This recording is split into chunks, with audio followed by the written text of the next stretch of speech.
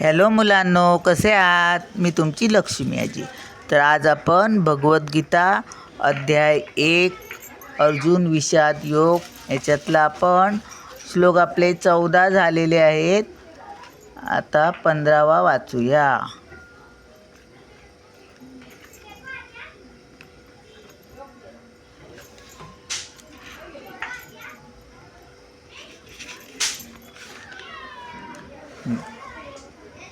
हे बघा, आपले 14 काल इथपर्यंत झाले. तरी तो निश्चितपणे हा रथ त्रिलोकी कुठेही फिरविला तरी तो निश्चितपणे सर्वत्र विजय प्राप्तीच करतो. म्हणजेच जो रथ अर्जुनाला अग्निदेवाने दिला होता, दान केला होता, तो रथ कुठेही फिरवला तरी निश्चितपणे सर्वत्र विजय प्राप्तीच करतो. इथपर्यंत आपलं झालेलं आहे. तर आता आपण पुढचा श्लोक घेऊया, 15वा. सुरू करूया आता. पाच्यंजन्यम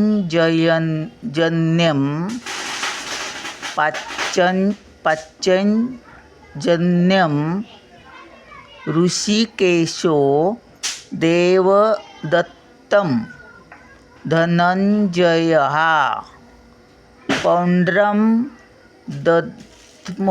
दद्मौ महाशंखं भीमकर्मा वृकोदरः. तर आपण शब्दार्थ बघूया. पांचजन्यम म्हणजे पांचजन्य नावाचा शंख.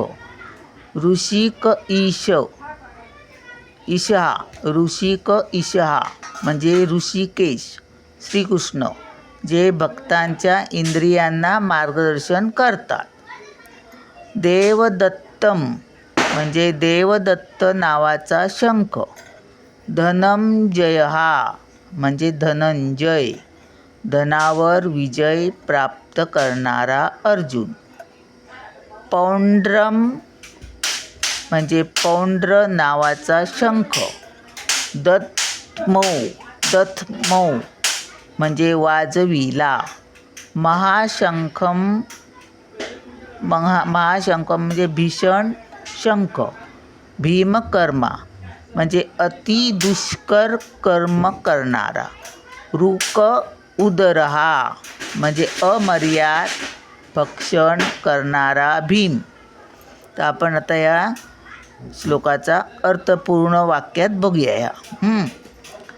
भगवान श्रीकृष्णांनी आपला पांचजन्य नावाचा शंख वाजविला.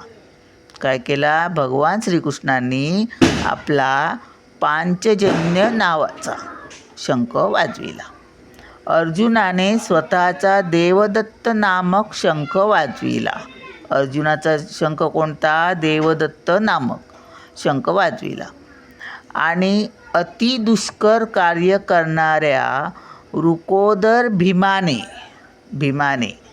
आपला पौंड्र नामक शंख वाजविला. आता तात्पर्य बघूया. भगवान श्रीकृष्ण यांचा या श्लोकामध्ये ऋषिकेश म्हणून उल्लेख करण्यात आला आहे. श्रीकृष्णांना ऋषिकेश म्हटलेलं आहे, ऋषिकेश. कारण ते समस्त इंद्रियांचे स्वामी आहेत. जीव त्यांचे अंश आहेत आणि म्हणून जीवांची इंद्रियेसुद्धा त्यांच्या इंद्रियांची अंशरूपे आहेत. जीव त्यांचे अंश आहेत आणि म्हणून जीवांची इंद्रियेसुद्धा त्यांच्या इंद्रियांची अंशरूपे आहेत. निर्विशेषवादी उपासक जीवांना इंद्रिये का असतात हे समर्पकपणे सांगू शकत नसल्यामुळे. काय? निर्विशेषवादी उपासक जीवांना इंद्रिये का असतात हे समर्पकपणे सांगू शकत नसल्याने ते जीवांना इंद्रियरहित किंवा निराकार असे संबोधण्यास उत्सुक असतात. सर्वांच्या हृदयामध्ये स्थित असलेले भगवंत जीवांच्या इंद्रियांचे मार्गदर्शन करतात. सर्वांच्या हृदयामध्ये स्थित असलेले भगवंत जीवांच्या इंद्रियांचे मार्गदर्शन करतात. जीवांनी शरण यावे म्हणून ते इंद्रियांचे मार्गदर्शन करतात. काय? जीवांनी शरण यावे म्हणून ते इंद्रियांचे मार्गदर्शन करतात. पण शुद्ध भक्तांच्या संदर्भात मात्र ते स्वतः त्यांचे इंद्रिय नियंत्रण करतात. शुद्ध भक्तांच्या संदर्भात. या ठिकाणी कुरुक्षेत्रावरील युद्धभूमीमध्ये भगवंत प्रत्यक्षपणे अर्जुनाच्या दिव्य इंद्रियांचे नियंत्रण करतात. या ठिकाणी कुरुक्षेत्रावरील युद्धभूमीमध्ये भगवंत प्रत्यक्षपणे अर्जुनाच्या दिव्य इंद्रियांचे नियंत्रण करतात. अर्जुनाच्या दिव्य इंद्रियांचे नियंत्रण कोण करतात? तर श्रीकृष्ण. म्हणून त्यांना ऋषिकेश या विशिष्ट नावाने संबोधण्यात आले आहे. भगवंतांना त्यांच्या विविध कार्यानुसार विविध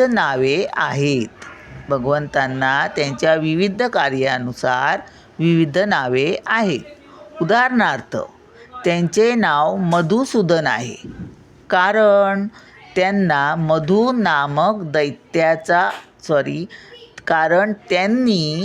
मधु नामक दैत्याचा वध केला. त्यांचे नाव गोविंद आहे. म्हणजे कृष्णांना वेगवेगळी नावं आहेत, तर गोविंदसुद्धा आहे. कारण काय? तर कारण ते गायींना आणि इंद्रियांना आनंद देतात. कारण काय गोविंद नाव का आहे? कारण ते गायींना आणि इंद्रियांना आनंद देतात.